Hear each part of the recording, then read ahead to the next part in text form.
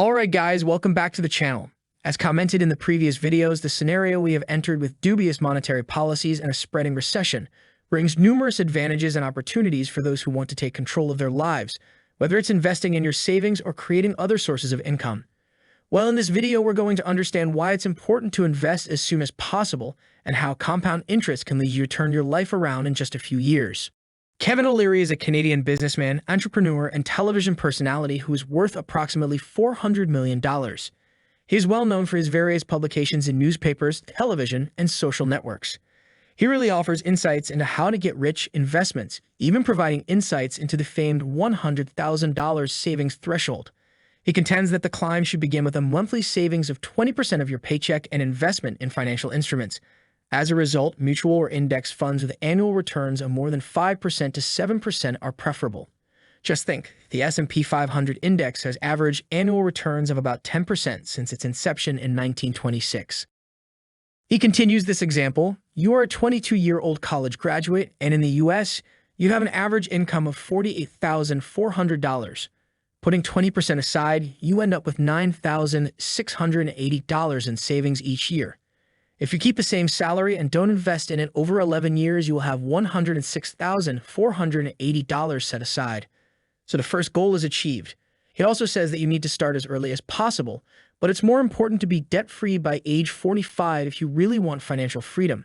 He assumes that 40 to 45 years old because that is the average turning point in a career. He says, when you're 45, the game is more than half done, and you better be debt-free because you'll be using the rest of your savings in the game to build your wealth.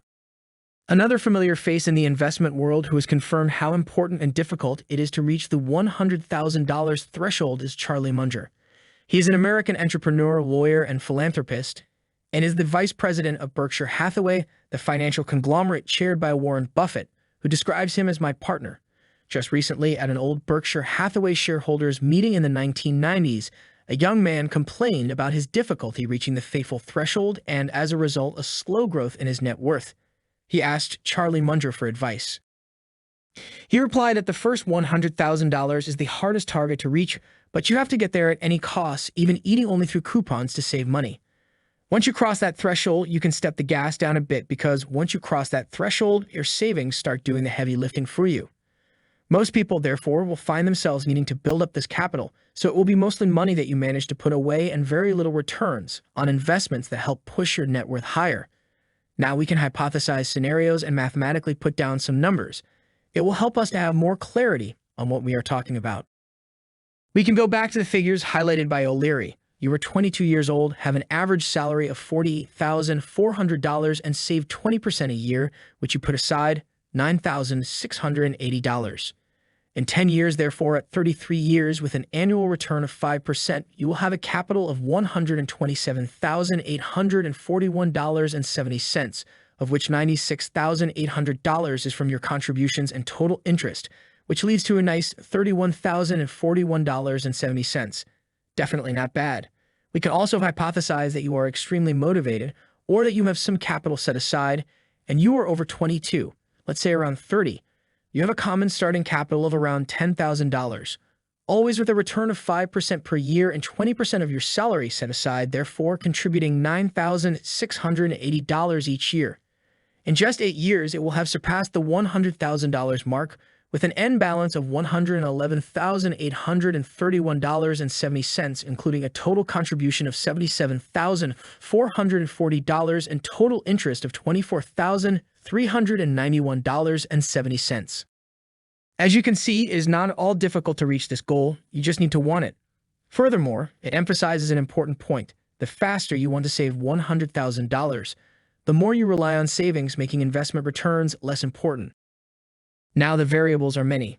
We could discuss returns of 5, 7, or 10%, or how much capital you can add each year that is not predetermined, such as the dynamics that each of us may encounter in life.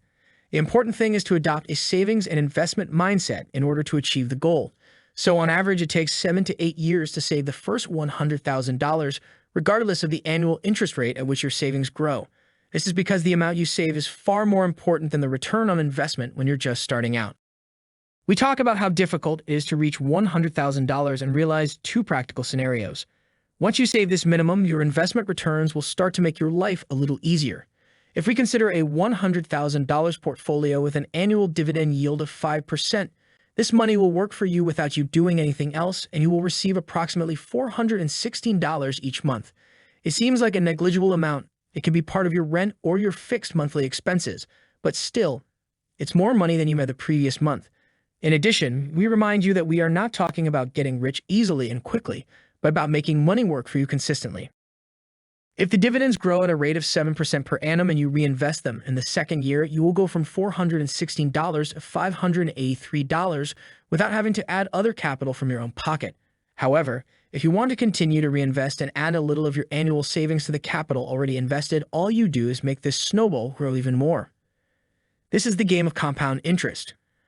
Obviously, $100,000 is a nice nest egg, but it will not allow you to be completely financially free, but it will play an important role in the process of building your wealth. Mentally, you will have much fewer worries. It gives you options, a sense of financial peace.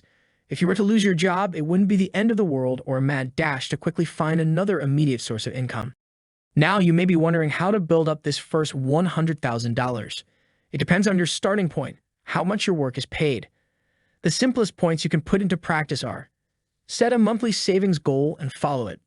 Cut out as many unnecessary expenses as possible, such as going out, eating at home, or shopping. If your primary job doesn't pay well, you can get a second one. In short, these are small lifestyle changes that can increase your speed and ability to save. While you still have doubts, you think you don't want to make sacrifices, and you hope to get rich easily and in less time to live, as they say, on social networks. The minimum target of $100,000 is a mountain to climb. This is where math comes into play again. Compound interest over time will cause your assets to grow faster and faster with each passing year. The scenario is that you save and invest $10,000 each year. The annual interest rate on your investment is 7%. To have a net worth of $100,000, you will need a little over 7.5 years, almost 8 years. In 8 years, your net worth will be around $109,800. If I continue to invest the same fixed amount each year at the same interest rate of 7%, it will only take you 5 more years to get above the $200,000 mark. So in almost 13 years, your net worth will reach close to $215,500. Examine this graph and notice how the time it takes for your assets to grow exponentially decreases. From $400,000 to $500,000 in just 2.5 years. That's a quarter of the time it took you to reach the $100,000 mark. This is the classic example of compound interest. It has its own magic. The money will work for you for years to come. Following the same logic of annual investment and interest rate, statistically, your net worth will then go from $600,000 to $1 million in just over 6 years. So in 30 years, that's a lot, but you will become a millionaire, assuming this simple scenario. This goes to show how insanely powerful compound interest is once you've saved up a few $100,000. Here, it's only fair to confirm Charlie Munger's comment and how he believes the $100,000 goal is the most critical. You think it's taking too long, but of course I've assumed a 7% interest rate and a fixed income and savings scenario. Most likely, over time, your income will increase, as will your expenses and needs, but your ability to save will also increase, and consequently, the speed at which you reach the target. So everything described is absolutely achievable. So one of the important elements of reaching the $100,000 is to fully focus on paying off all your debts sooner and living as affordably as possible. While you've reached the end of the video, if you are interested in learning more about similar topics, here you will find other really interesting videos from the channel. Thanks for watching this video. Click on the like button if you enjoyed it, and do not forget to subscribe in case you didn't. See you on the next one.